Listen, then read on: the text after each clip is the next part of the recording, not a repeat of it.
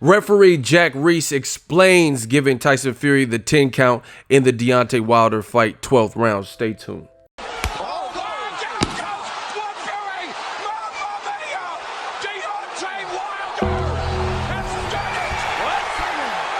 Just a minute.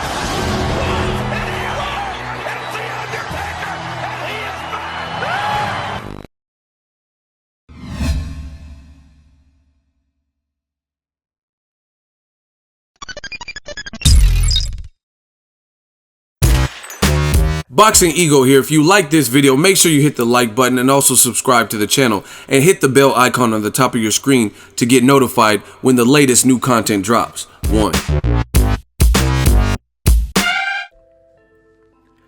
What up, fight world? It's your boy Ego, and I'm back with some more boxing. Make sure you smash the like button. Also subscribe to the channel for the latest and greatest in boxing if you want to become part of the gang notification gang.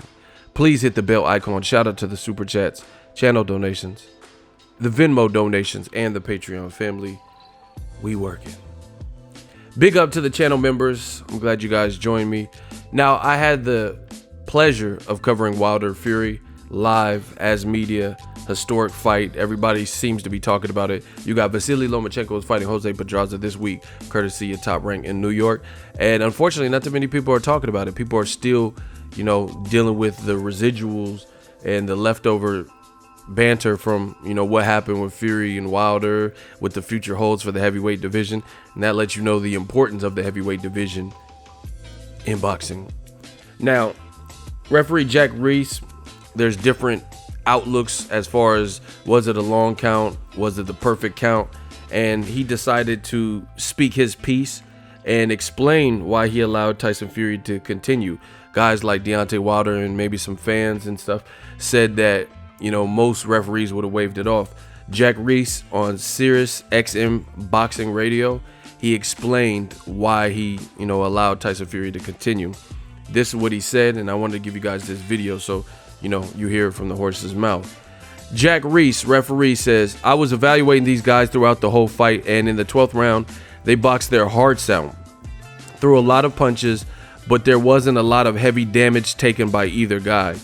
They both moved into the 12th round tired, but not extremely hurt. When Tyson Fury got hit and he went down hard, that was an unbelievable knockdown. Two things went through my mind. Number one, always count a champion out. And number two, give the guy the benefit of the doubt and let's see how he still is. So when I went down to count, not only did I get down, I scooted in so he could see my hand and hear my voice. I said 3, 4. He was grimacing. His eyes and his cheeks, he was grimacing, so I knew he was awake. And then when I said 5, his eyes popped open like I startled him. He rolled over and got up and said, 'I'm okay. Jack, I'm okay,' or whatever he said. I said, 'Do you want to continue?' And he said, 'Yes,' and put his arms on my shoulder. I pushed his arms off and said, 'Walk over there, come back to me and show me that you're okay.' He did, and we let it go. It is the referee's opportunity to make sure the fighter who is hurt can intelligently defend himself, because you're about to let a guy come hurtling across the ring and finish this guy. People started making them walk in a straight line. Any drunk can walk in a straight line. Doctors taught us it's hard to hide things are off when they have to change direction. That's what I was doing." So he let you know right then and there, that's why he made him walk, and switch directions. And some people are saying that bought and afforded Tyson Fury extra time. Me personally, I told you, the fight was great.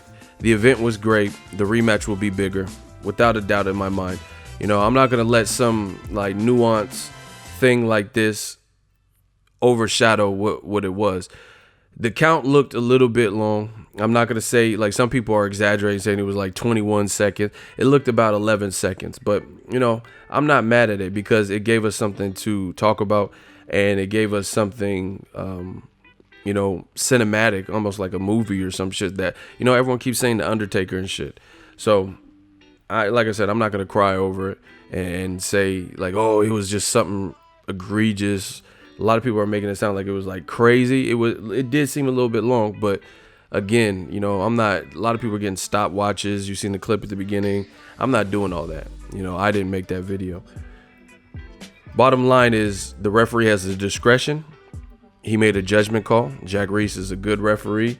And obviously Tyson Fury was able to finish the fight on his feet without getting stopped. So this really ends the conversation right there, because had he let him continue and then he got mopped up and destroyed, then okay, you know, maybe he shouldn't have allowed it to go on. But it kind of proves that Tyson Fury, not only did he finish on his feet, but he did pretty well and landed some good shots on Deontay Wilder at the very end, you know. So I'm not going to question that judgment call.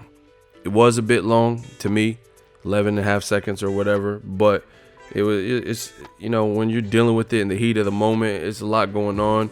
And I said from the beginning, Jack Reiss was probably marveled and even amazed that Tyson Fury even got the fuck back up.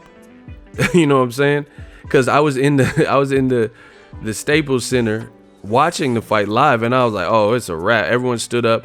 This dude, I told you guys, he threw his pen because he was obviously rooting for Tyson Fury. He threw his pen on the desk. Everybody thought it was over. You know, this was some crazy movie type stuff, like where you see, you know, like some Creed movie or some $1 Million Baby, and they get up miraculously. Like, you don't really see that.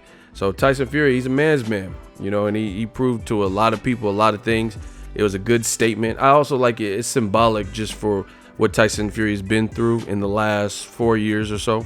You know, the tumultuous up and down types of peaks and valleys that he's experienced. Beating Klitschko obviously would be a high, and then he got high, you know, and then it turned to a low. You get it? No, I'm just playing. So it is what it is. Like I said, I'm looking forward to the rematch to see the adjustments that could be made. And the other thing, I'm happy with the draw. I think it was a draw-ish type of fight. Yes, Wilder was getting outboxed. I will watch the replay, but he was getting outboxed in the middle rounds. Some of the first couple of rounds were more so filler rounds where it wasn't like this immense, like, you know, slugfest or anything like that. And I don't think Wilder looked bad in those moments. I think as the fight wore on and Fury got more comfortable, he started using his length, range, and size, and then that's where Deontay Wilder started getting tired and missing wildly, and, you know, it was just a good fight. But with 2 knockdowns and some decipherable first couple of rounds, it was a drawish type of fight. You know, people get mad or whatever, but oh well. Bottom line is we'll probably get a rematch out of it. It'll be a bigger rematch, and we should, if we're boxing fans, support, and everyone's probably going to pay attention to it. The other thing I liked about it being a draw, I think they both fought their hearts out, like Jack Reiss mentioned, and I don't really feel like anyone deserved to lose that type of fight. It was just, you know, they did what was right for boxing, did what was right for their careers. They manned up, and it was a good fight, you know. And, you know, I'm just going to leave it at that. But it also presents a fork in the road for Anthony Joshua. He can go left and fight Deontay Wilder for undisputed, collect that last belt if he can beat Wilder, or he can go right and fight a domestic rival who's, you know, had bad things to say about him. They've sparred in the past. A lot of great options there. So I actually love what this did for boxing. Got people talking, reinvigorated the sport, especially a division that had laid dormant after Lennox Lewis. You know, it was just really the Klitschkos. No disrespect to them, but nobody was fucking with the Klitschkos, so the division was pretty boring. Let me know what you guys think. That's Jack Reiss's take on why he did what he did. Hopefully that ends some of the conversation. I know it won't.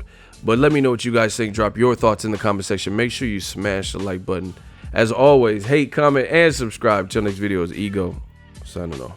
So if you enjoyed this video and want more content like this on the channel, you can show your appreciation by going to the PayPal donate button or the YouTube support button, and you can donate any amount that you feel is equivalent to the value of this video. Much more to come. Thank you guys for your support. Boxingego, the future of boxing.